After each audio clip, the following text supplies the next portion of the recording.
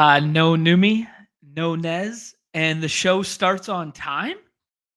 Maybe wasn't the problem this whole time. Maybe it hasn't been me. Let the results speak for themselves, people. What's good? What's good? Oh man, look at this. We got rid of all these custom layouts and we've reached our limit. And now all of a sudden the solo one's gone. Perfect. Great stuff. Let's see. All right. We'll mess around for a second here. Maybe we'll have to just abandon the overlay for whatever reason today. Off to a great start. Great start today. Um there we go. Holy smokes. It's like my first time ever streaming. This is a mess. I'll put on a little background tunage for everyone. Lots of stuff to talk through on UD today. If you were lucky enough to receive an email to be part of the Top Dog VIP program, that went out today. There was a Gladiator one yesterday. Yeah, that is perfect. Here, let's throw on a little night driving. Tell me if that's too loud. As you can see, I got the projections pulled up here, courtesy of ETR. I'm wearing my Leone shirt because today I learned color scaling in Google Sheets. You see what's up here? Peeps, this color scale that I brought to the people. Okay, this has been a bit of a mess to start. Fun Thursday slate. Let's go.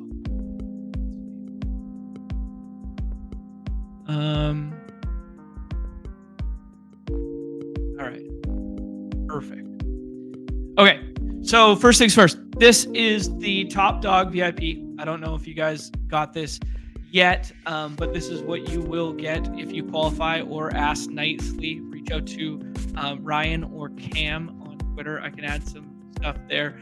But most of you guys are volume players that qualify for this. I know they started off with the Pick'em people first, but good step in the right direction here. It's going to be a little swag bag that you guys get if you qualify for the program, and it's going to be a Pick'em playthrough bonus. And I like that. I like, obviously the Pick'em doesn't directly pertain to me. I would love the playthrough bonus to be played through in the draft games, but I'll find a way to play through the Pick'em entry stuff here, and it'll result in 30% back in bonus dollars on those entries. So yeah, I mean, good start. Very good start here.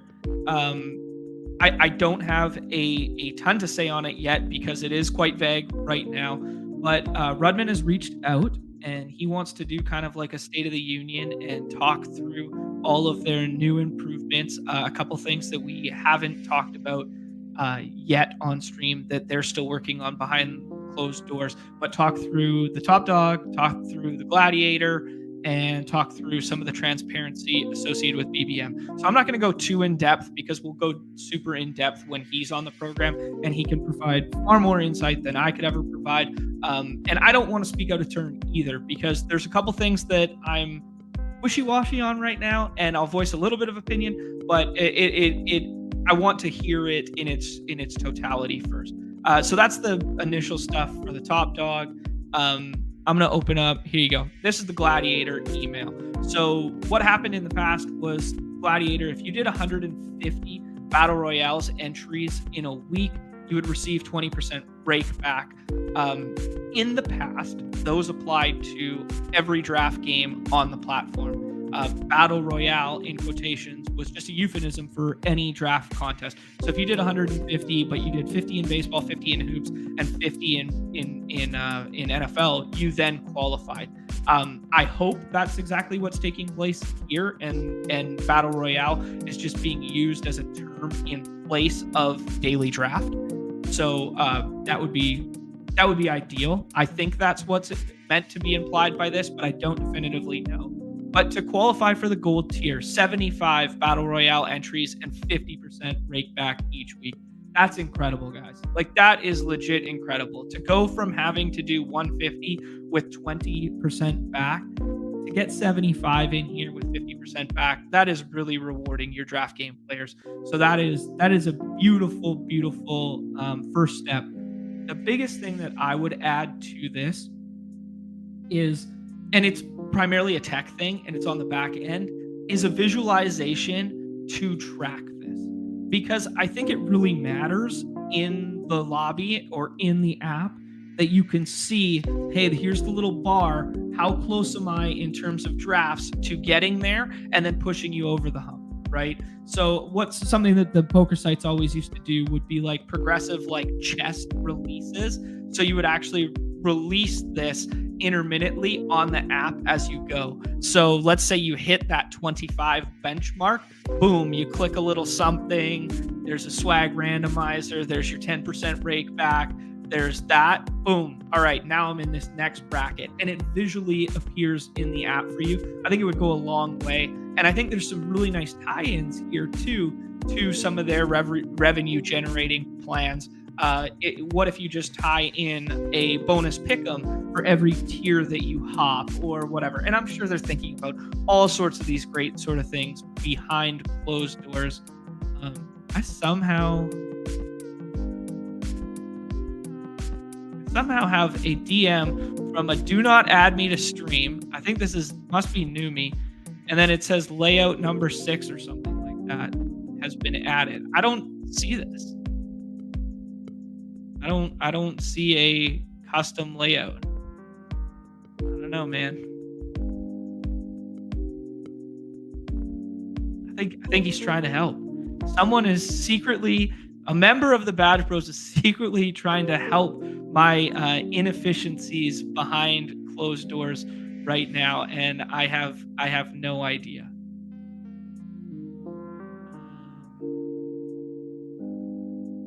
Okay. Whatever. Okay, I'm gonna do. Sorry, guys. Normally I'm pretty dialed with this stuff, but okay, let's see if I can make that bigger. See what we got there. See if you guys can read that text or not. Give it a zoom, just in case anyone didn't receive the email. Seen some things in the chat there. Yeah, maybe that's better. Yeah, Nez can't take this. I can't take this, man. I don't know where this went. Like, someone's just altered the branding so many times, and that now these things have just disappeared layout wise. Like, I have no idea. Oh well. Yeah. Everything was perfect until we had to start messing around with these custom layouts, and Nez got his fingerprints on this thing. Everything was going great. Okay, anyways, yes, so that is the overall arching thesis of this. There are so many good avenues that this can go in the future. If this goes into special contests for just gold tiered players that then gets added to some form of like rakeback or something like that, or it gets added to a special contest for like a free roll style thing for swag, or if it gets added to redeposit bonuses, something that I think is really big. That they started this Gladiator program, for those who remember, initially with like a redeposit kind of structure, but it just required way too much capital and liquidity for players to actually take advantage of it. So I do think this is much, much better for the average player. Yeah. Okay. I am going to go ahead and pull up the last thing I wanted to hit before we get into the slate itself. Look at that. Nez saving the day, or the mystery person behind the screen saving the day for me. There we go. Look, it's Nez. Hi, Nez. Okay, there we go. I need a producer. Here we go.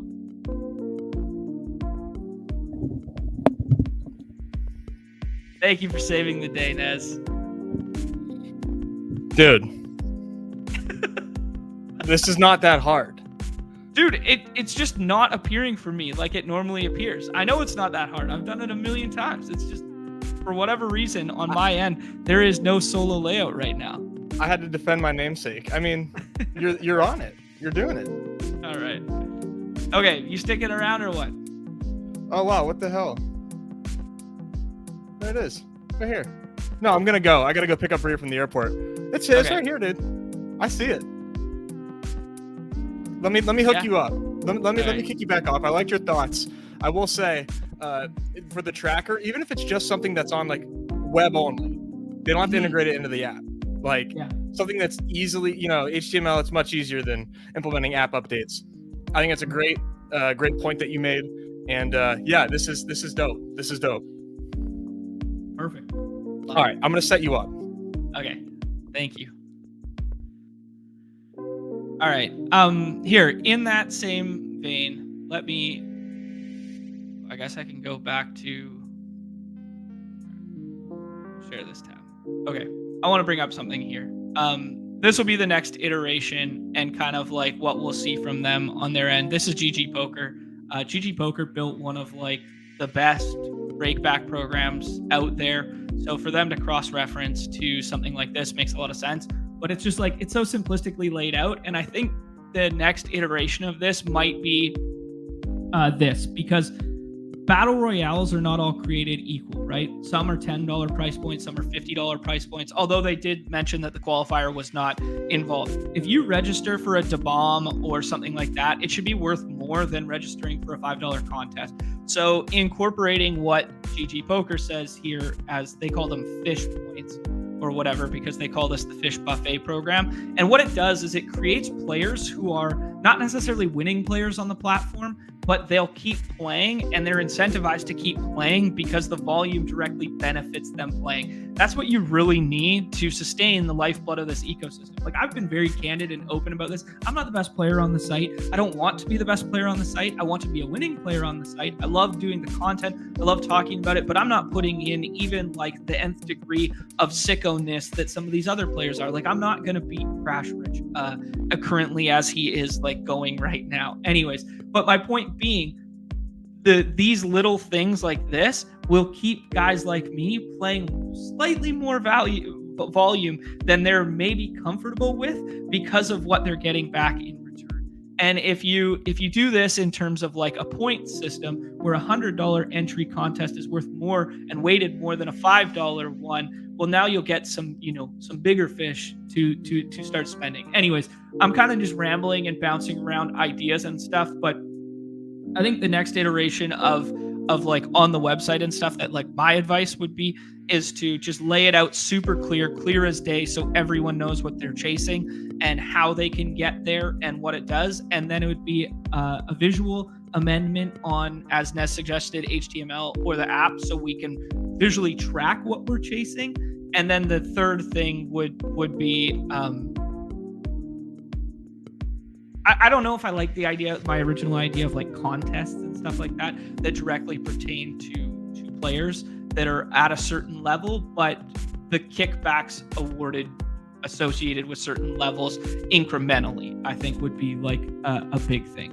Anyways, I just wanted to like cross-reference and share here, like, they do something very similar, like bronze, silver, gold tier, and you can choose to opt into the program. And depending, what you're putting down dollar-wise or how many entries you're putting down, there's basically two ways to get to the same place. And I think that's the next big iteration. But as I alluded to, great first step. Love to see it from Underdog doing Underdog thing. Okay, next one I wanted to hit on was, I'm sure everyone has been made aware now of the BBM transparency stuff. Oh, I got Hayden's model up here. But the BBM transparency, downloadable pick-by-pick data. Very, very cool idea. I love that they're being transparent in their process. I think they might have overcompensated in a slight regard to over appeasing the mouth breathers that suggest there's collusion on the back end, because I think on some level the idea of transparency might be better for the games than full transparency. So for me, I did not love that 30 minutes after all this data was readily available, people were compiling, and like the Herzig versus Dan Zach lineups were juxtaposed in graphs publicly. I don't think that's great for the games. I don't. I understand that DFS does it that way, and that DFS is trended that way by having like public data sets. If you registered for the contest, it's readily available that you can see everyone's user's name. I did not love that they did this with BBM.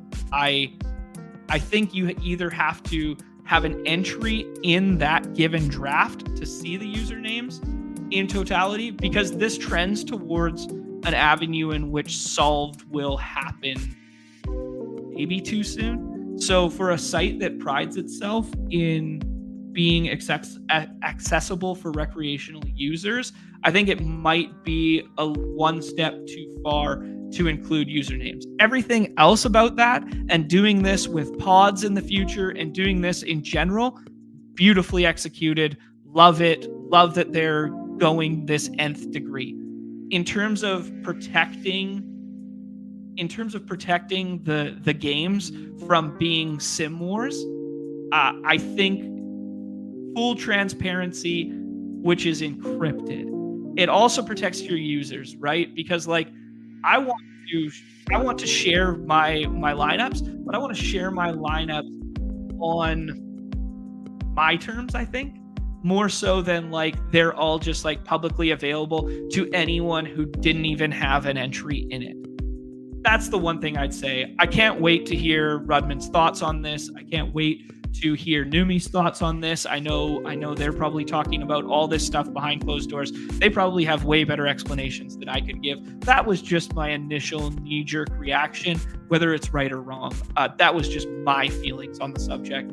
I don't know. I'd love to hear your guys' in the chat what you guys thought in terms of when the data first came out.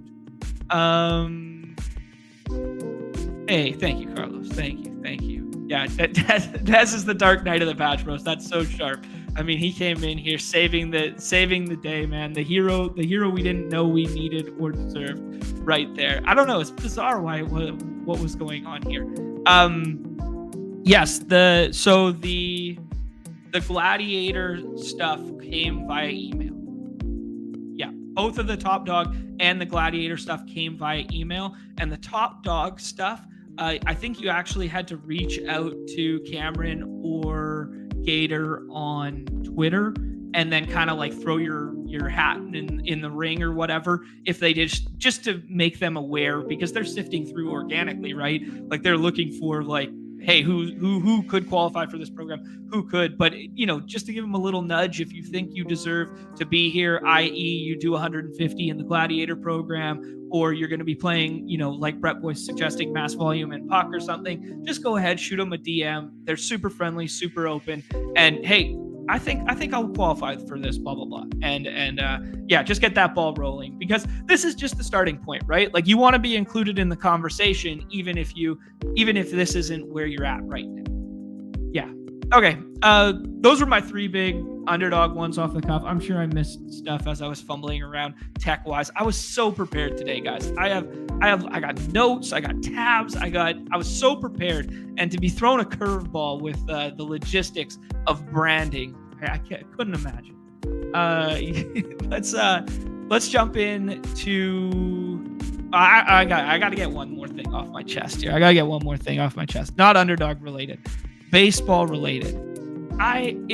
It astounds me. So all four of those games went 2-0, right? So now we go. Baseball's a game that's played every single day, 162 days apart from the 162 games apart from the All-Star break. And now all of a sudden in the postseason, I know you got to do the scheduling and plan as if these series go longer, and then a travel day or whatever. And now we just randomly have like 3 days off in the middle of the postseason. It's so bizarre for a sport that like is so volume driven. All season long, you play 162, and then your season's over in 2 days, right? It's bizarre. Like the certain teams didn't even get to show off the depth of their rotation or the depth of their roster because they're already knocked out, right? But good night of baseball last night. The Miami series wasn't even competitive. That was unfortunate. I mean, the Phillies look like a wagon right now. I'm not gonna lie. Yeah, those bags that Baseball and Nez and Tuma, they were all suggesting, hey, that Phillies wildcard team, get it while the getting's good. So hope you guys stacked up on some of that, took advantage there. Okay. Let's bounce around here. Let's go ETR projections. As I alluded to, my Leone shirt on because I learned color scaling right now.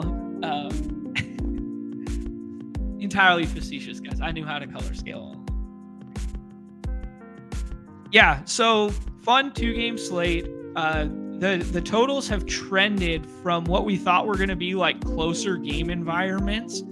This Bears Commanders started out as only 1.5 point favorites, and now the Bears are absolutely decimated in the secondary, man. They're going to be missing. Hold on one second. Bear with me 1 second. I'm going to get this right. So I can do the bounce around stuff without having to think too much. All right. There we go. If I got to zoom that in. There you go. All right. Bears are decimated in the secondary. They already got a nickel corner on IR. Late pop-up on the injury report in Brisker after they already know they're going to be without Jackson and Johnson tonight.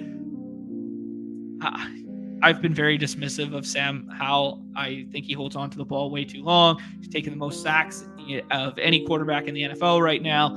But if you are going to win tonight, you're going to win over the middle, and you are going to win with ball out of your hand quickly and taking advantage of this decimated secondary. I think it makes sense that the line has now trended in Washington's favor. But yeah, it just in terms of ADP, I think, flipping Terry and DJ Moore seems really smart to me.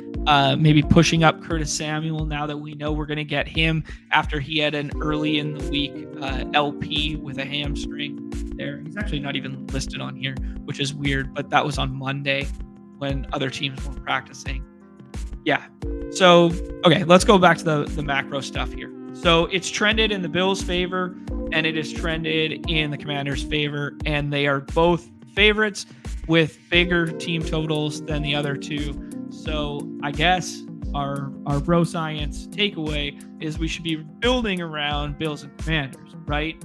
Well, if that's true, Sam Howell's the most mispriced player on the slate, right? Because now he's the fourth quarterback. So if you believe what Vegas is telling us, we should be trying to get exploitative with Sam Howell here.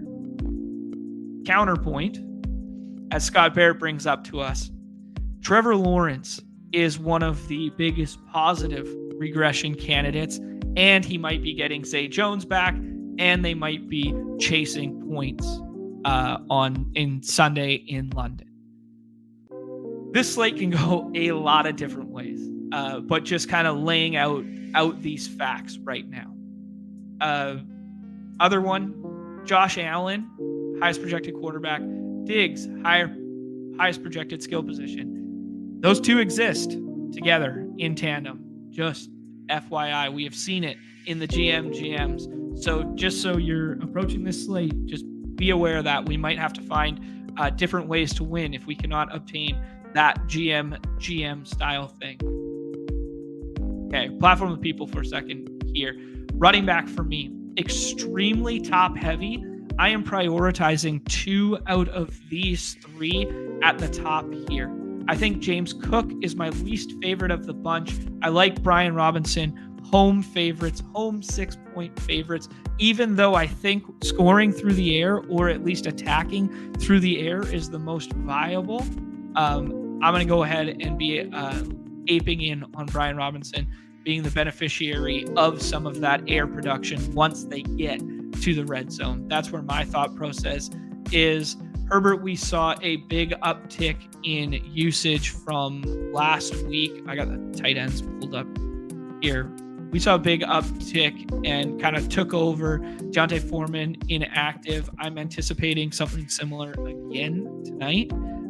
Though short week, weird things can happen. They do, like, sometimes teams rely on depth, especially if you have some of those defensive roster spots opening up with the inactives. They might sneak another running back onto this roster, but I doubt it. we saw Rotorun trend in the opposite direction and Khalil Herbert trend in the quote unquote right direction for his usage. So I think this slate is like a big three. Don't get boxed out at running back, and then your consolation prize, if you're running like a 1-1-3-1, is Khalil. I think that's how I'm viewing it right now. I have done some naked Latavius just as, hey, he's the guy who finds the end zone there.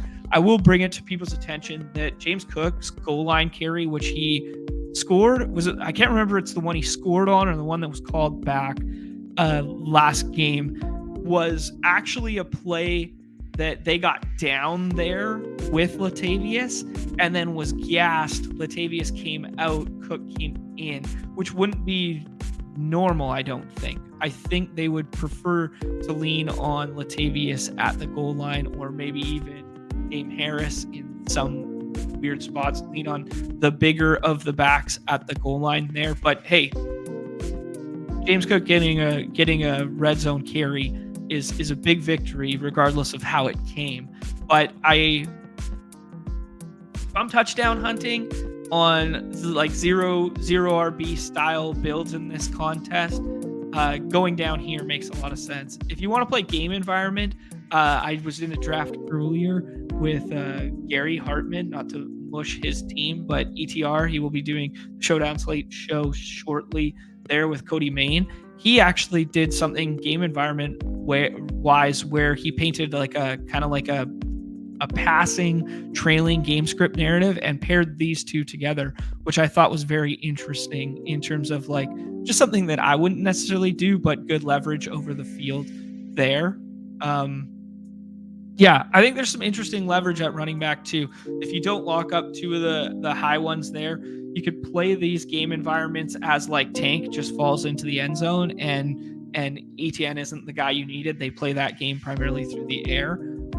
Don't mind it. You could play it like trailing game script. So you play Chicago actually flips the build, and Chicago, despite being lowest total on the slate and worst implied odds to win, is actually leading, and they lead via passing script with Fields, and then you do something like an Antonio Gibson run back, because if we use the Fantasy Life utilization report here and we just look at the long down and distance snaps, Antonio Gibson played 100%, 82, 86. If this is trailing script and long down and distance stuff where they're constantly in these like 3rd and 11s, 3rd and 9s, 3rd and 8s, this sort of thing, I mean, just go ahead and paint yourself 4 targets for Antonio Gibson. Right. I think it's a sharp way to build Chicago stuff if you want to flip the Chicago side of the build. It's not going to project nearly as well, but just in terms of like range of outcomes. I think quarterback is like 1 and then just mix and match. I think tight end is 1 mix and match. So I think Evan Ingram stands out from a projection standpoint, and so does ETR. And then I think what's going to happen at tight end is a little bit of bully tight ends happening here, but there's going to be some very unique pairings that people aren't getting to because everyone's skinny stacking their tight end, which is good. It is smart. It is what you should be doing in the BRs. It should be what you should be doing just like in a vacuum. Skinny stack, quarterback, tight end. But the problem is, if the entire field is doing that, all we need to do is beat it with raw points somewhere else. So because Diggs plus Josh Allen is so hard to obtain, people will gravitate to like the Diggs, Gabe Davis, and then punt tight end, Allen, Gabe Davis, punt tight end, and then just take whichever Buffalo one is left there. And that's going to be repeated over and over and over again. And it's a good build, and it's one that you want part of your portfolio. But if we're doing limited entries and we need a contrarian path to first, well, it's not going to run through a double stack, including the Buffalo tight end with Josh Allen. you might have to flip that build and run it as like Evan Ingram run back or something like this. We're going to have to get creative with it because the patterns are just going to replicate themselves in these when you're not trying to build super team, because there is a stark drop off at the flex positions that kind of happens, right around this Curtis Samuel. I don't know how people feel about Darnell Mooney. I have a good amount of Darnell Mooney in the carryover contest just because I was anticipating no Chase Claypool again, and I think he's the best of the secondary options / has the highest ceiling of the secondary options there. But it is a really gross slate to scroll, and I think people are just going, okay, my second flex is either going to be a second tight end who projects a little bit better, or I guess I'll just throw a dart on one of these running backs, and nobody's really clicking anything, down here, and maybe rightfully so. But just to bring it to people's attention, I mean, like, if Curtis Samuel is actually still banged up, where he's going to play and he missed practice earlier there, like, we could find ourselves in some Byron Pringle. We could find ourselves like the joke with Byron Pringle on primetime when he was always with the Chiefs, right? Well, what if that just comes to fruition tonight? I mean, it's so thin, but like, these are the kind of things that we should be thinking through just in terms of like range of outcome on a single slate, right? Especially when we know like the quote unquote nutted GM is going to be so hard to obtain tonight. All right, let's go here. Here you go. Thank you, Juice McCaffrey, adding some contest here. Surveys come out for those interested joining the Top Dog, where you just DM Cameron or Ryan and then you fill out that survey. That is a really good shout. I believe that's exactly what I did. There we go. Cool. All right, I had some other stuff pulled up here. I think it's going to be an interesting debate amongst the tight ends in Buffalo.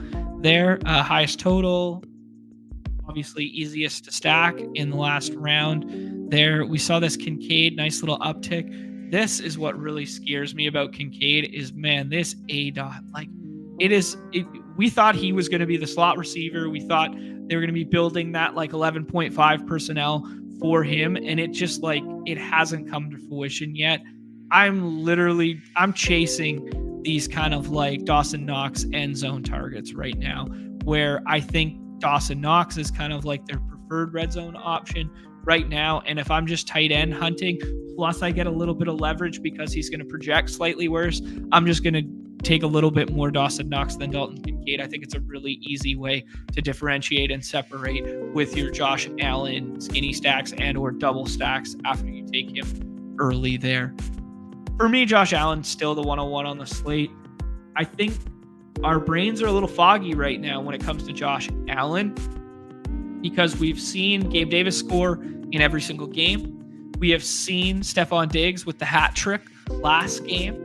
This offense, traditionally speaking, has never been this condensed, right? Josh Allen has been a quarterback that you could play naked in the BRs, naked on redacted site. You could play him naked in these 2-game ones because he spread it around so much. It'd be like, hey, 7 targets for whatever, and it was Khalil Shakir who scored the touchdown, or it was Isaiah McKenzie who scored the one-off touchdown. And instead of just betting on, hey, let's try and handpick who that player would be, let's just make a bet on the offense running through Josh Allen and run Josh Allen naked in these contests if we can't get that Stephon Diggs GM, and then take advantage of some of like the more talented, in quotation, wide receivers on other teams. Like, I'd rather have Juwan Dotson than trying to just randomly take shots on, Deontay Hardy, Trent Sherfield, or whatever. Yeah. Cool. Trying to think if there's anything else I wanted to hit on.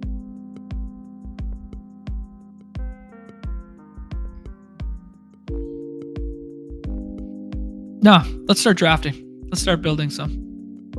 See where we end up, huh? 62.6% fill. Yeah, so as it pertains to rakeback, like I think this one should be worth more than a BR, right? Like it's $10 price point. It's worth 2 entries. There you go. There's 2 entries towards the rakeback, or like, total value associated with that. But that's if they're doing it for all contests and not just the BR, which I think they should be doing it for all contests. And then it should be like a points system. And then those points relative to dollar amount reflect then whatever. And you could do some really cool stuff with like a store or something. Like you could go the route of in your in-app that there are purchases with the rakeback. Hey, trade rakeback for points. So what GG Poker does right now is they actually kind of just house it, and you can then choose. You go into your app and you can choose to take a cashback payout, and they'll either pay you out in real cash or they'll pay you out in like cash dollars, which are like you can play it on the site, but you have to play through it like a rakeback style thing. Yeah, it's interesting. Yeah, I did just food for thought, right? Like I just spitball these ideas, and I'm sure they have a real good grasp on it, right? All right, cool. All right, catching up on the chat here. This is the standard start. I mean, you see the Alan Diggs thing here. For me, this right here is ATN. I still just believe in the usage. I believe there's some positive regression coming there. Back-to-back weeks, he's had over 20 touches. The Tank Bigsby carries at the goal line. Like the positive TD regression is coming for this guy. But what I do next is kind of up in the air here. For me, it's actually Brian Robinson. I like Brian Robinson tonight. I like the usage. I like that. And I alluded to how I like to get ahead at the running back and then take my dart shots at the wide receiver position opposed to the tight end position, because everybody's building it that way. I think there's a little bit of leverage in doing this. I have DJ Moore considerably lower than this, and ETR had him lower, which made me feel warm and fuzzy inside. This one you can kind of, this is flip of the coin for me. ETR has Christian Kirk projected higher. I actually think Christian Kirk is more impacted by the return of Zay Jones than Calvin Ridley will be. That is somewhat counterintuitive. Let's go with Terry this time. I really think that Chicago secondary is so vulnerable. But we saw early in the season that basically they ran the 2 wide receiver sets with Ridley and Zay, and it was at Christian Kirk, all the FUD after week 1 with Christian Kirk, right? And now we've seen this big flippening now that they haven't had Zay Jones there. ETR has Christian Kirk, renowned lovers of Christian Kirk, has Christian Kirk projected higher than Calvin Ridley for what it's worth. I mean, we're talking fractions of mean projection here. We're talking 12.2 versus 11.5 there. But just to note, they don't have a Zay Jones projection. And I think that is kind of impacting how they view. This one for me, I think I'm going to go the Dotson and try and do the Howell double here. The Howell double might play better instead of spending the capital on Dotson there. You take like Gabe Davis from the other game environment, and then you can fall back on Curtis Samuel, or you can fall back on Logan Thomas, who is kind of like their de facto wide receiver 2. But despite his usage last week, in the past, prior to last week, it had been a pretty like muddled committee here with like week 2, 40%, 47%, 27%. And then we saw it flip back heavy last week, where a lot of sharp people in our community alluded to the fact that, hey, we get Gabe Davis to come back. Let's do that. Get a little mini from the game environment on the other side. And then this will turn into a Howl team. I imagine you could do something extremely funky and try and do it like Trevor Lawrence to ATN. But I doubt that comes back to us because Crazy Chet has Kirk. So I think he's set up nicely to just go ahead. This is a nice looking team for him.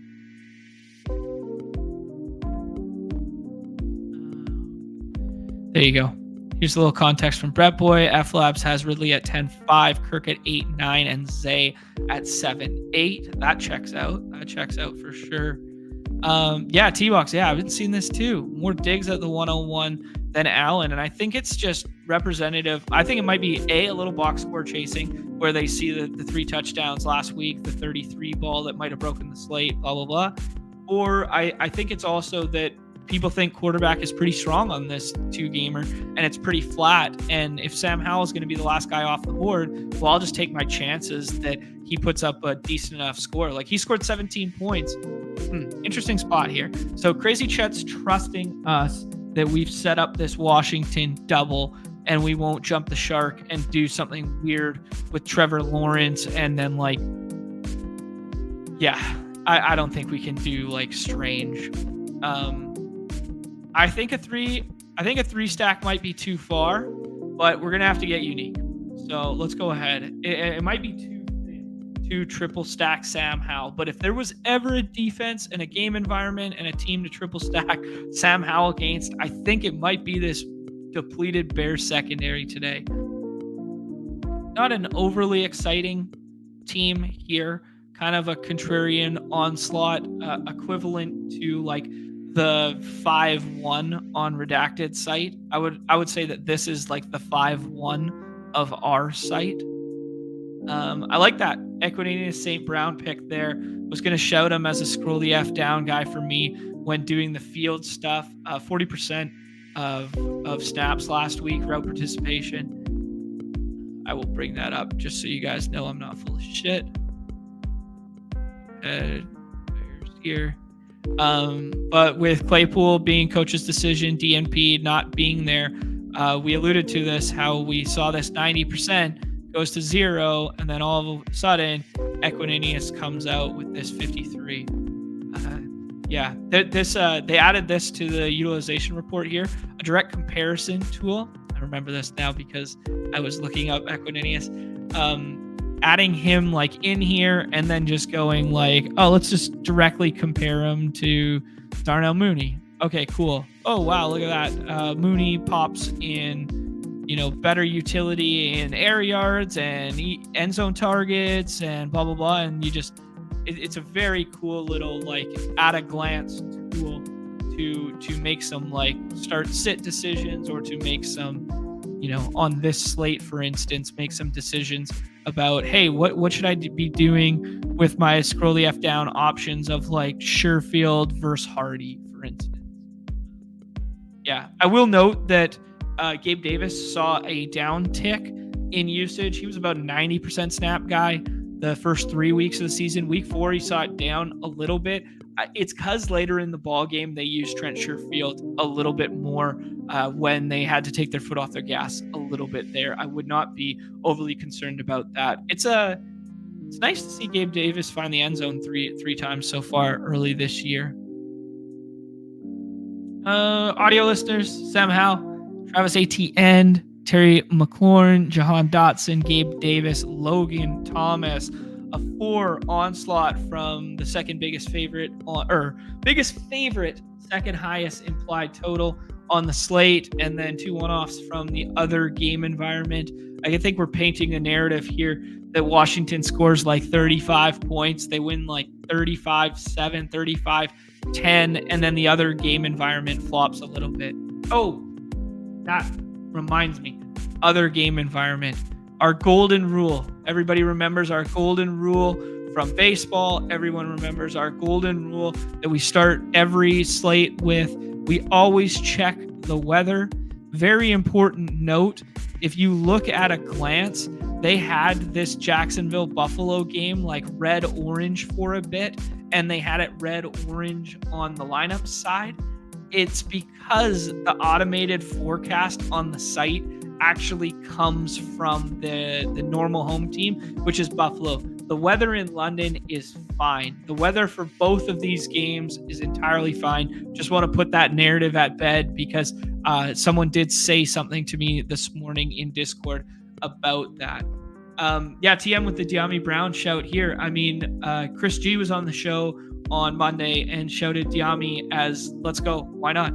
Like Deami feels like if these wide receivers are in fact a little bit banged up, like I don't know what to make of Jahan Dotson yet. He is not doing much with the targets in which he is seeing. He is not currently paying off his ADP at the end of draft season there, where we thought Terry was going to miss time with the turf toe. Like he is not. Let's go back here. While I talk about it, I'll bring up the visual of it. He has not paid off what we were anticipating from a player who was playing with this kind of route participation, 95, 91, 97. He didn't end up having a week to himself where Terry did end up always playing through, but everything looks decent for Jahan. It just hasn't added up yet. I could see, like, we saw a little down tick here last week, and we saw a little uptick here from Deami, not his highest participation yet, but a little uptick from what we'd seen in the past. I don't think it's crazy to just, if you want to skinny stack Sam Howell and you want to build out of the other game environment. So let's say we start a draft with ATN and James Cook, right? And we build out the other game environment, and somehow Ingram comes back to us and Gabe Davis comes back to us. That's a very, very plausible, easy build that is going to be replicated a whole bunch of times, where you just start from the 104 draft slot, you put the two running backs from that game environment, you're lucky enough to get Ingram to come back and Gabe Davis to come back, which is not incredibly far-fetched, and then you just do a skinny stack instead of doing the Curtis Samuel or doing, Sam Howell with Curtis Samuel or Sam Howell naked. Just go ahead and put Deami Brown in that lineup, because it's going to be significantly lower owned. And this is a talent in which we believed in like less than a year ago. I mean, like Crane loved him as a late round pick, and I believe in Crane. So, I mean, there's no reason to think in this matchup, especially if Curtis Samuel's hamstring is a little still tweaked or, anyways, I think it's a nice shout there, and kind of is in lockstep with what Chris G was saying. Brett Boy is saying you got an Allen, ATN, Cooks. Or that does feel fun. That feels very fun. That is that, and maybe here this is like verging on GM, but maybe this is the type of team that we just go ahead and just go. Everyone and their dog would then skinny stack with Josh Allen, right? They would skinny stack one of the two tight ends with Josh Allen. I mean, maybe you do it with Knox over Kincaid, so it's a little bit more contrarian, or perhaps you just go ahead and ride Josh Allen and Cooks as the only stack on that roster, and you pluck a tight end from the other game environment, and you just go raw point touchdown hunting from the other side. Yeah, I agree with you, Carlos. Like, Dotson looked really good at the end of last season, man. He had some nice games there. So just seeing how it, and those games were with Sam Howell too. So yeah, this for me right now is still Josh Allen. I know the quarterback tier is flat. I just think Josh Allen can win you this slate by himself better than Stephon Diggs can win this slate by himself. And knowing that Diggs plus Allen exists out there, if that combination breaks the slate, like you're at the mercy of it anyways, right? If that combination breaks the slate, you're going to need Allen, not Diggs, in my opinion, if that makes sense. Like, I think it's a cleaner path to getting back. I don't know.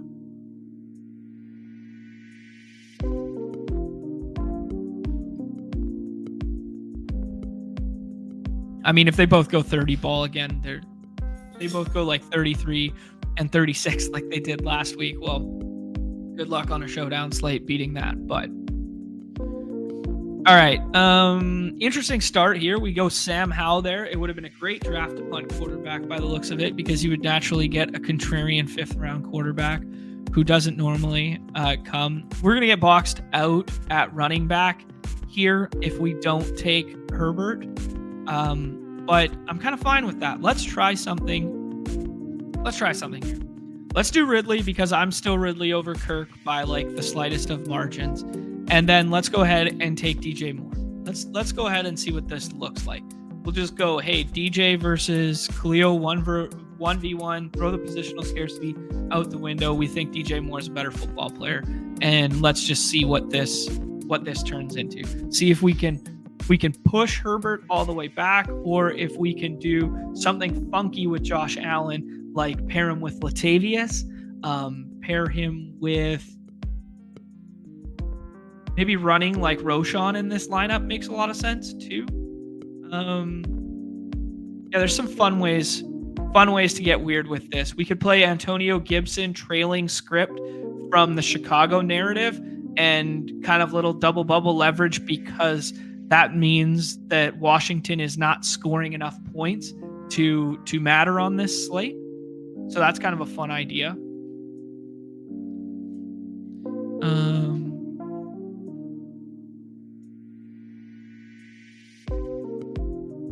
Yeah, I got a fun idea here. Damn, there goes my fun idea. I was gonna go Cole Kmet, and because as I alluded to, I think everyone's pairing Josh Allen with Buffalo tight ends, right? We could still do a variety of this, or a variation of it rather. We'll do Gabe Davis here as our like skinny Buffalo stack, but then we're not going to rely on one of these Buffalo tight ends to come back. We're going to jump the shark and we're going to take Logan Thomas and build it in a way that most people won't feel comfortable doing, because passing up on the perceived value of some other flex options there to take Logan Thomas doesn't make that much sense when you can stack your quarterback with your tight end. So this is like almost purposefully playing slightly fishy, which is kind of counterintuitive. But when you're playing slates like this, you want to do some weird stuff like that. Okay, so we could do the Harris thing and be like, hey, he's the guy who punches it in. But he is on the practice report right now. I do think he plays. But I think this would be a fun one. We just go ahead and take Antonio Gibson here, or we take the one-off Tank Bigsby touchdown on the other side. I think the Gibson one makes sense to me because we're going to paint a little trailing script off of DJ Moore once we made the decision that DJ Moore was greater than Herbert there. Not the prettiest team in the world. It's fine. Gabe Davis falling back to us at 16 is what makes this team nice. It would have been a naked Josh Allen team where I would have taken Cole Kmet here just to get like super weird with it, and maybe even gone double tight end with the last pick there to get a skinny stack with Allen, but with Cole Kmet, because I think that's slightly unique. Yeah, fun one. I want to do one here where we find a way to punt both quarterback and running back. Yeah, that was a squirrel room, was it not? Yeah. Oh, Blake's in another one here, trying to take advantage of my scrolling. What's up, the pound, baby? 1K subscribes for the pound, big shout. Love to see it. What's going on, Bubsies? It's the good boys coming in here. All right, lie down.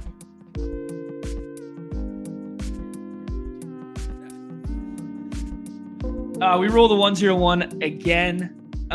We could do the Stephon Diggs, and then it's not my favorite draft slot to punt quarterback. That's the problem, because I do think Josh Allen is like a tier above on this slate, and I do want as much Allen exposure as I can, and I do think you can win without stacking Allen. So I don't know. Let's take Allen again and see if we can build it in a different fashion than last time.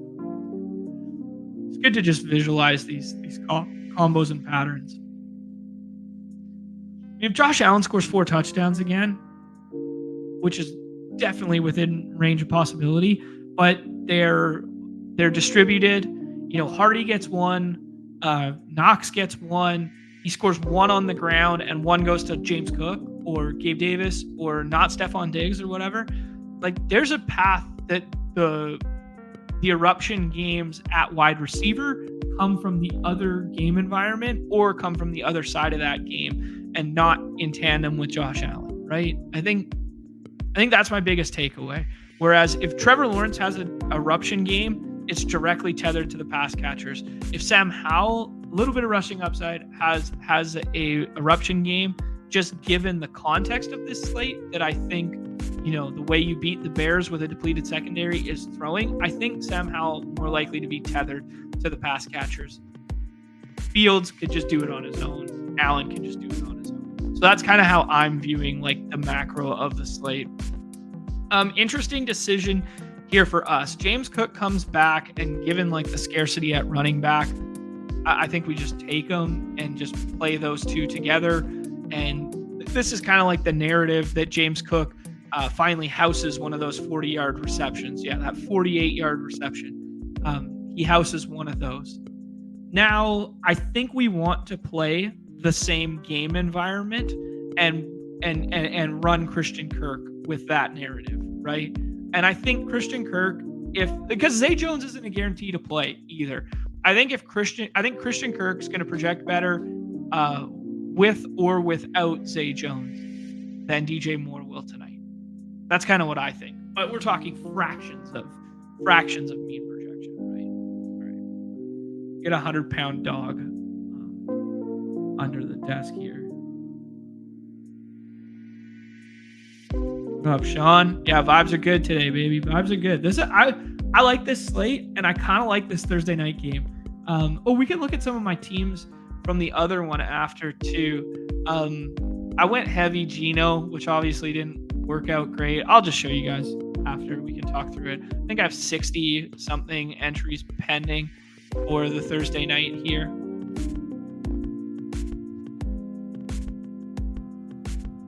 right, let's take a look at the board. Yeah, man. Look at this team that Nix9's building right here. This is pretty. When you get froze out at quarterback on this slate, it's entirely fine, because Sam Howell on this lineup with Terry, that just looks good to me. And then you do a Logan Thomas double stack there, makes too much sense. Let's do Cole Kmet.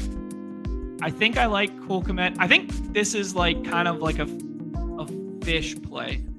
Tethering your quarterback to your tight end is going to project way better and be a better play. This is a pure uniqueness angle play to just do something like that. And then let's go Curtis Samuel on the other side and just be those are our two pieces from that game environment. And the differentiation of this roster right now is that Josh Allen is scoring via James Cook. The tight ends don't matter. You need the raw points of Cole Kmet to matter. Curtis Samuel, to me, he's so fun, man. He's so fun just doing some gadgety stuff, right? Oh, Nix9, that's a no-no. So he should have taken Logan Thomas right there and then taken Sam Howell in the loss, because both these guys got their quarterbacks already spoken for. Kind of unfortunate he did that, and now he's going to end up with 3 Buffalo players instead of a skinny stack to your quarterback. He had a chance at such a nice roster.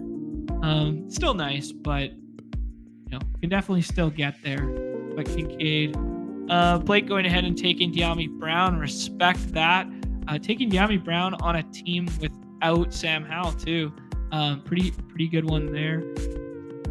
Mooney projects a lot better than a lot of these other names here for me, but I promise we're going to do a little scrolling here, and we just go Hardy's the guy who scores from the slot instead of Kincaid or Knox, and we have an Allen lineup that is paired with Kmet instead of the easy click in the last round tight end, and the touchdown comes from Hardy instead. And we just play our flex spot is effectively our tight end here, and Cole Kmet is our wide receiver 3 because he scores 12 points there, and we just kind of give that little bro science flip right there. Okay, let's go to, I guess it won't be in results yet. Where am I looking? Drafts, active. No, live. God, I'm such a fish. Live. Okay, 61 of these guys going right now. As you can see, I really liked early in the week. I really liked the Washington side of this. I'm kind of changing my stance on the B-Rob stuff a little bit. I think he's still my favorite highest He's still my favorite running back, second favorite running back on the THUNday slate that we were just doing there. But for me on this original slate, I thought like the scarcity at running back right after Ken Walker was like readily apparent.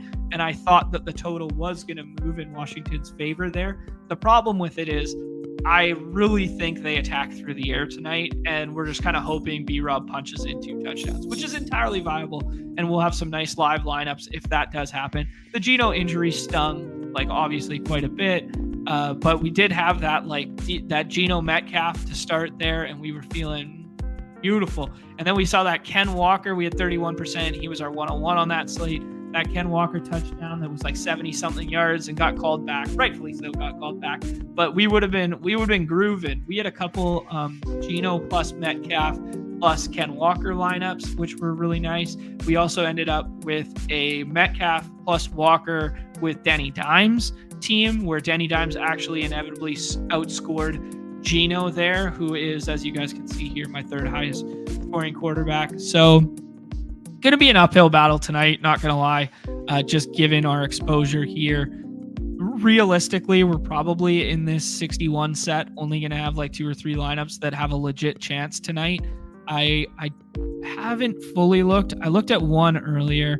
Yeah, like this like 11th place lineup right now, like this thing is just flat dead. Like we would need like a 0-0 ball game for like this to hold here. But pretty decent team. Waller just flopping over and over again. Take a little peek here. We got a Logan Thomas one back. That won't sniff a win because of the Geno 8. Geno's going to get outscored. If Logan Thomas somehow gets home, Geno gets outscored like 100% frequency. Here's a fun one. Noah Fant, currently the highest scoring tight end on the slot. Wan'Dale Robinson was the highest scoring Giants wide receiver. So that's pretty nice to see.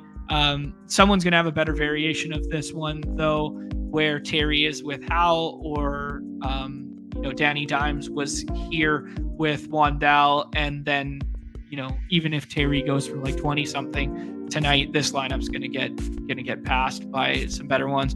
So we're gonna have to scroll the F down and see if we got any like might have a chance. Herbert plus Komet. You got the 4 higher scoring ones there. Komet outscores Fant, but I mean, we're cheering for low scoring game environments with these ones. We would have to find something fun here. Yeah, things are looking thin tonight. Too much Geno, guys. Too much Geno. Oh well. I think the process was all right. Here's a good one. J-Ab's got a top 100 with Gibbs left. That could get there. I mean, like, especially with a contrarian piece like that. I don't mind this, Brett Boy. I don't mind. I've done a couple Hal with B-Robs. I don't mind it. It's obviously suboptimal. I think if I'm pairing running backs with their quarterback, this is my least favorite combo on the slate. I would even rather have Allen with Latavius Murray than I would rather have B-Rob with Hal. But that's not to say that, Hal gets one on the ground, B-Rob gets one on the ground. Hal's the optimal quarterback because he throws for like 2 more. But you're really painting like an onslaught environment with this. And I wouldn't just do skinny stack Hal and B-Rob. I think it's too thin. I would tack on like Logan, or I would tack on one of the wide receivers that gets home, right? My boy asking, higher than 85 points winning lineup. Good question. 50. Okay, let's see here. Let's see like some of the highest remaining. We got Carlos got one up there. Okay, let's see what Top City's got here. Top City's got like a naked Sam Howell team here. Problem with naked Sam Howell here is he's going to drag pass catchers along with him, that people are going to have better combinations. Like they're going to have this team, but they're going to have Hal plus Terry, and Terry's the guy who scores 2 touchdowns, outscores Lockett, and then faults this. So if something like this gets home, it'll be more than 85 points. 85 is a really good line that you set, although I don't respect it because you said over under instead of higher lower. We play higher lowers around here, boss. A Cole Turner one, man, that one aged like milk. That's unfortunate. Assets got Yeah, I'm not seeing like. Let's just think through like what would the best possible spot be tonight? Would you rather have a completely wide open roster? Like, let's see. Let's scroll all the way down here. I probably got a couple. Okay, here we go. Would you rather have this team? Fields, Herbert, DJ Moore, Terry McLaurin, Darnell Mooney, and Logan Thomas. Would you rather have that team right now? Or would you rather have a team that has like 53 points or 49, like we just saw, 49, 47 with Naked Sam Howell? I think I'd rather have this team, right? Because if someone's making it to 85, it's this team, not that team. Although it's a really tall task. It's a really tall task. Like we would need a 35 to 20 game where Fields scores twice on the ground and Khalil Herbert has like a receiving touchdown. Maybe. I mean, this is thin. Like you're literally asking Chicago to score 4 touchdowns here, 5 touchdowns. That's really thin. I don't know. Yeah, I don't know. I think 85 is a really good line that you set there.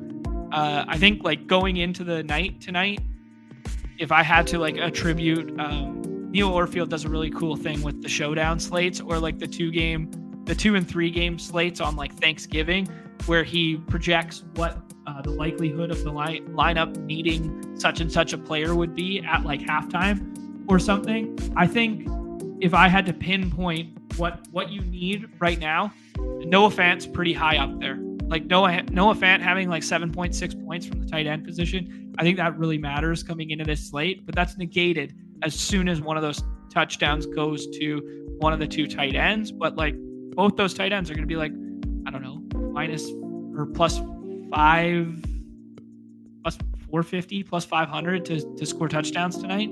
So yeah, I don't know. I think Walker with the 13 feels like he would need to be in the lineup. Sorry, I was trying to go back to the top here, see what's leading here. I think Walker with the 13.9 will matter. Like the leading lineup right now doesn't even have DK Metcalf, and he's the second highest scorer on the slate, right? So that's surprising. I think Ken Walker will be in the winning lineup. I think Noah Fant's in the winning lineup if nobody scores a touchdown, and maybe DK. That would probably be like it. Like DK's thin too. Yeah. Very, very interesting slate. 85. I think I'm leaning lower on the 85 now. Oh, we got our guys up here. Buster Boys is up here. Dave's up here. Eagles up here. You love to see it. Holy smokes. All right. What do you guys say I do one last one and then call it a day? I'm trying to think if there's some other stuff. I got so kerfuffled. I got so kerfuffled off the top there with the logistical stuff taking place. Holy smokes, we rolled the 101 again. Our guy Big John, haven't seen him in a minute. Big John always used to do the hoop stuff too with us. And Evan Silva, the Evan Silva. Actually, shout out to the big dog back home from the hospital. Love to see it. Yeah, points remaining. Always undefeated, man. Or minutes remaining. Let's see here. Got a Hal, Herbert, DK, Terry, Samuel, Komet. Like that's nasty. Yeah, like that's a really good. I'd be really excited if we think this game environment plays to its current total. Yeah, a double Howl with Breida DK takes it down. I like that shout. J-Habs, that's a good shout. I respect that. Yeah, man, the influencer here. Should we switch it up? We'll switch it up just for the sake of the viewership.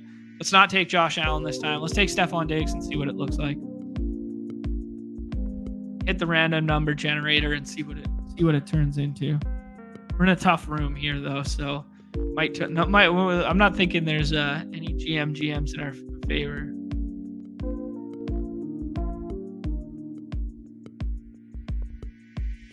And I think Cole Turner's good at ball, GA. I think he's good at ball. I'm saying it like I actually thought Cole Turner was going to matter versus the Eagles. Like I was seeing the same thing everybody else was saying, but then when it came time to draft tight ends last week, And you basically see like the tight ends that were beating up on the Eagles thus far. It was a pretty good list of names that had been beating up on the Eagles thus far. So grain of salt when you do like the position versus position narrative. But I just thought with Logan back there, it was just going to go back to this like super blah, like 40 routes run or something like that. And yes, it adds up to more than 100 because 2 tight ends are on the field sometimes. I'm an idiot. But yeah, I don't know, man. It was weird. Okay. Let's think through some combos.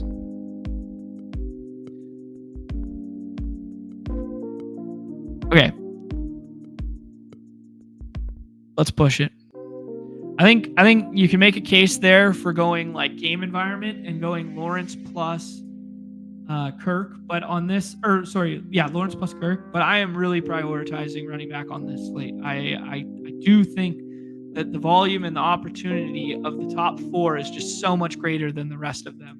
Although there is some good touchdown equity there, but on a slate where there's a 27 implied total, there's a 26, not quite 26, 25 and a bit, 21 and a 19 too. Like when we're looking at this, I just do think that you're going to need more than 1 touchdown to be optimal from your running back position. And I'm not sure anyone down here has like 2 touchdown score ceiling without an injury in front of them. Maybe Antonio Gibson, like in a trailing script, scores in the 2-minute offense. He scores on a dump off.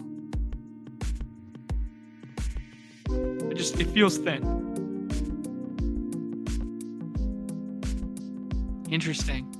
So we get Lawrence to come all the way back, and I think it's just like Lawrence and Zay here, and you just, Zay's playing, and this game funnels through them too, and we just ape into this game environment.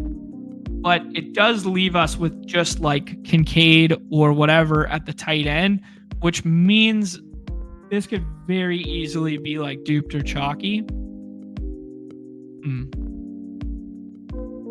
Let's do it. And then let's make the decision that we go Knox instead of Kincaid. If that's the conversation that comes back to us. If Logan Thomas comes back to us, even better. Just because it creates a unique path.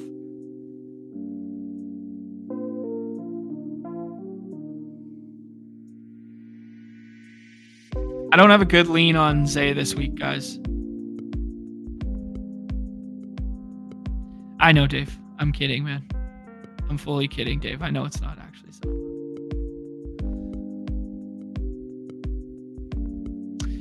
I mean, Big Bob Tunyon, not a crazy shout here. Not a crazy shout, but I would do it in like a Fields lineup because you get direct leverage off the Komet Fields skinnies, right? Doing it as a one-off feels considerably worse. I don't think it's crazy. Do not think it's crazy. Sorry, Dave. Not my intentions, bro. This is gonna be a Dawson Knox team, I guess. I mean, I don't think there's any reason to dip into the other game environment here unless Logan Thomas came back to us. You could sell me this pen on like a Cole Turner touchdown or something, but just giving like how densely correlated we are on this game environment, just playing the onslaught of this and being like, there's definitely paths to tonight flopping, right? Like, let's think about paths to tonight flopping. Bears and Commanders. Okay, end of conversation, right? Like that's how it flops tonight. They suck, right? Like it's just like, but I that's like just like the bro science bullshitty whatever. I don't actually feel that way tonight. But if we're going, short rest after an emotional loss for the Bears where they blew a 24-point lead, 28-point lead, something like that they blew against the Broncos. You want to paint narrative street to the Commanders wide receiver corps being banged up. Absolutely. You want to point, I don't know. You could do stuff where like tonight goes like 17-14, and at half it's 6-3 on a Thursday night game, and we're going, fucking of course. What did we expect? It's Bears Commanders, right? Like, that's range outcomes. So just trying to pluck a one-off touchdown from a game environment that's most likely going to have considerably less touchdowns, call it 1.5 less touchdowns on average. I don't know, maybe not that high given the total. Vegas is smarter than me, but just, range outcome stuff. Yeah, man. It's Thursday night football with two bad teams. There you go. Like, sometimes this game can be as simple as that, and it's just like, whoa, what were we thinking? We should have just taken all Buffalo and Jaguars guys. But that's the beauty of it, right? And that's the beauty of high variance 2-game slates like these. They're so fun. These are by far, I am such a showdown bro through and through. I love doing the BR stuff. I love doing the BR primer stuff. I fell in love with these 2-game slates when I think it's because of the scroll to F down dynamic that, like, if you're playing a BR, right, you need 22, you probably need 18 to 24 points from your flex to matter on an average week with buys. So call it a 10-game slate, call it a 9-game slate, whatever. You probably need that. There, even like Marvin Mims having a ceiling game on a non-PPR site is like pretty hard to get there in a bad matchup, right? So the player pool is slightly more condensed than we give it credit, even though we do say scroll the F down. We definitely want to scroll the F down, but we want to scroll the F down to like Nico Collins. Like, that's not a crazy scroll. Like, Nico Collins is a good football player, right? Whereas like on these showdown ones, I'm like, oh baby, like, let me start researching Tyler Scott. Let's learn about Tyler Scott's 40 time. Let's see if he can, convert 17% of routes into like one 40-yard score that breaks the slate. It's why I loved the Olamide Zacchaeus one the other night, where it was like, it was such a shame that Mike Evans scored that touchdown and made him not matter, because he would have broken that 2-game slate in the 3-man tournament. And that's the shit I thrive on, right? Like, that all my lineups are at the top when something like that happens, right? And that's what I love. That the Rudman said it so beautifully one time. I can't remember if he said it on the show or said it in general. And he's like, he loves futures, and he loves, because he doesn't really care about like the games, like the way in which you win the games or whatever. He cares about being right. And it's like, being right is so rewarding when you get things right in the future. So that's why he always said he loved the futures and the pick'ems. And they were always like, top of mind for them, because being right and proving you're right by backing it with your money makes a lot of sense. And that's what I think so heavily about on these 2-game slates, is like, I want to be right in a contrarian fashion that nobody else saw. Like, I want to be the guy who went like, yeah, man, it was Jermichael Hasty week. How the hell didn't you guys see it, right? So that's why I think I've really fallen in love with these 2-gamers. Anyways, long-winded way to say, hey, guess what? Scroll the F down, and I love playing these games. This dog's going crazy. I got to get out of here. Best of luck to everybody in the Monday Night Football times Thursday Night Football carryover. I saw some friends and family names at the top there. Big shouts there. Big shouts to Underdog for the Top Dog program, the Gladiator. That stuff looks beautiful. I can't wait to see what the future iterations of those are, and can't wait to hear more from Rudman about the transparency on the BR stuff. I didn't mean to sound like I was dunking on anything there. I was really hoping that the usernames would not be included, and then they were included. So I'm really hoping that going forward, if they do some transparency stuff with the Battle Royale stuff, I hope usernames are not included, because I think it's a very, very clean, fast path to solving games, right? And as much as like we dox the games by making the show and whatever, I want to do this, right? Like, this is fun. I'm not overly concerned with my own personal win rate in these games. I really want to just like do the content, talk through it, build the community around it. So double-edged sword, talking out of both sides of my mouth there. But yeah, I really hope these games say some combination of recreational plus, interesting to the sicko users. Anyways, I appreciate that, Brett Boy. I will keep doing the solos if people keep showing up for the solos. I love it. I'm a windbag, man. Sometimes I just cut the boys off and chat anyways. So it's nice to be able to get some thoughts out, especially on stuff that I have a background in that maybe they don't necessarily. Well, now Neumy2's developing a background in it, by being on the inside. But just like a lot of the carryover stuff from like poker to here, because I joke all the time that like the poker industry is this industry. It's just it's 10 years more evolved, right? So being able to port some of that knowledge and share some of that. I really want to do a bankroll talk soon. It's something that Nez and I have been talking through because I've been getting a lot of questions about like, you know, bankroll management and stuff like that. And Dink threw out a tweet, Drew Dinkmeyer, aka Drew Binkmeyer, who took down like 35K or 350K last week or the week before, something like that, and just kind of threw out an off the cuff thing. I went back trying to find it. I couldn't actually find it, but he threw something to the effect of like, you should never have more than like 2 to 5% of your bankroll in play in GPPs on a given weekend. Now, payout structure is a little different on Underdog and the way in which we get there, and there's more kind of crossover in player pool. So, and then there's exploitative versus GTO strategies that we can talk through that can like balance keeping your bankroll alive longer, this sort of thing. But it's all just a very in-depth conversation that I want to have, because some people have asked like, hey man, like how do we he's like, how do we keep our bankrolls alive in these contests? I don't want to keep redepositing, blah blah blah. So, yeah. Anyways, yeah, man. Scroll back to the beginning about the Gladiator and the top dog stuff. We did it all. We did it all at the top there. I did it all as I was fumbling around. USA Love it. That's a deep dive reference, Big John. I appreciate it. All right, guys. Fun show. Not playing on Underdog Fantasy. Use promo code MLB at sign up. 100% match deposit up to 100 USD. And go check out that Fantasy Life utilization tool. The new comparison thing is just beautiful. If you want to do something as simple as just like looking at the stuff like this tonight, it's awesome. Back tomorrow with Pete on and off the clock, 3 p.m. Eastern on the Underdog Daily channel. Everybody's favorite time of the show, the end. Peace.